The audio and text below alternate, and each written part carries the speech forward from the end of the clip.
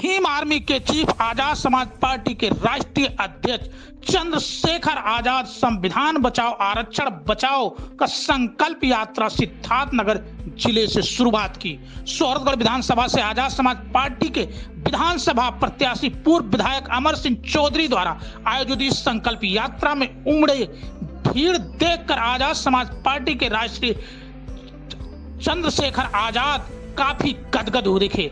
चंद्रशेखर आजाद ने मीडिया से बात करते हुए कहा, जिस तरह भाजपा की सरकार और इनके लोग संविधान को खत्म करने के लिए आतुर हैं, इनकी और आरएसएस की बाबा साहेब भीमराव अंबेडकर द्वारा निर्मित संविधान को मिटाने की कोशिश की जा रही है, उसको बचाने के लिए भाजपा को खत्म करने के लिए उनकी पार्टी कमर कसी है। उन्होंने कहा कि उनकी कोशिश है कि भारत के हर समाज के लोगों को भाजपा को देश विरोधी मानसिकता और सोच से लोगों को रूबरू करना है। 2024 के चुनाव में आजाद समाज पार्टी हिंदुस्तान विशेषकर प्रदेश में अपने आप को स्थापित करते हुए भाजपा का विश्व नाबूद करने के लिए संकल्पित है। आने वाले 2024 लोकसभा चुनाव में आजाद समाज पार्टी अपने प्रत्याशी को भी चुनाव में मजबूती से लड़ाएगी। उन्होंने कहा, सिद्धार्थनगर जिले से शुरू हुई यह संविधान आरक्षण बचाओ आंदोलन उत्तर प्रदेश के हर जिले के साथ पूरे इंडिया में निकाला जाएगा।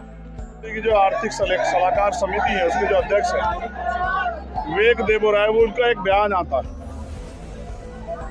कि अब संविधान को बदल देना चाहिए। हम जिम्मेदार लोग हैं, हम सरकार के, अन्य पार्टियों के तमाम तरह की चीज़ों पर नज़र रखते हैं। ये बयान सिर्फ सलाहकार समिति के अध्यक्ष का नहीं है, ये बयान आरएसएस का है। संविधान के बनने के 5 दिन बाद से आरएसएस संविधान का विरोध कर रही।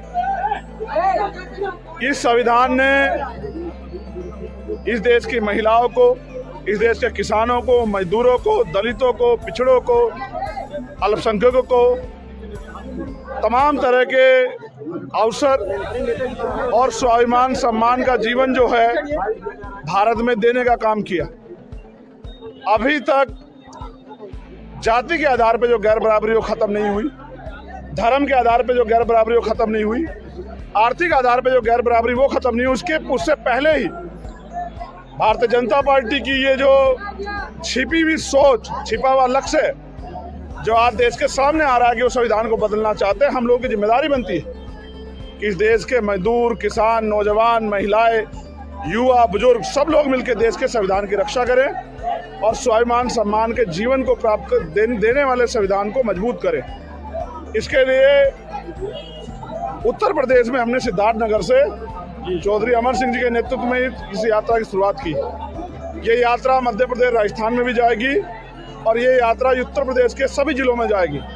और क्योंकि उत्तर प्रदेश एक ऐसी धरती है, दिल्ली का रास्ता उत्तर प्रदेश से होकर जाता है, तो एक जिम्मेदार पार्टी का कार्यकर्ता होने के नाते हमने ये एक शपथ उठाई है कि आरक्षण से लेकर कोई भी बुनियादी अधिकार जो संविधान ने हमें दिया उसकी रक्षा के लिए हमें संविधान की रक्षा करनी पड़ेगी। और संविधान की रक्षा तब होगी जब भारतीय जनता पार्टी सत्ता से बेदखल होगी।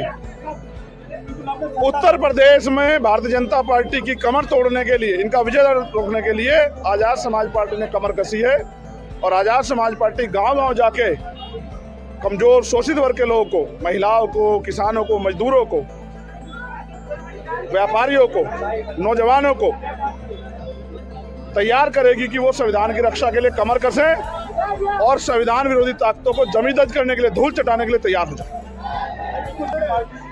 देखिए, आजाद समाज पार्टी पूरे उत्तर प्रदेश में नहीं, मध्य प्रदेश, राजस्थान, छत्तीसगढ़ में बहुत मजबूत से, उत्तराखंड में भी आगे बढ़ रही।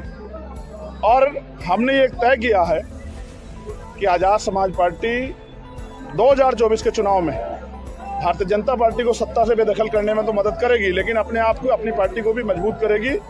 जो अच्छे काम करने वाले लोग हैं, जैसे आपने सिद्धार्थनगर की बात करी, यहाँ हमारे राष्ट्रीय सचिव साहब, हमारे महासचिव और तमाम हमारे जिले के, मंडल के जो नेता, वो बहुत मेहनत कर रहे हैं। उनकी मेहनत से आज यहाँ पार्टी आगे बढ़ रही।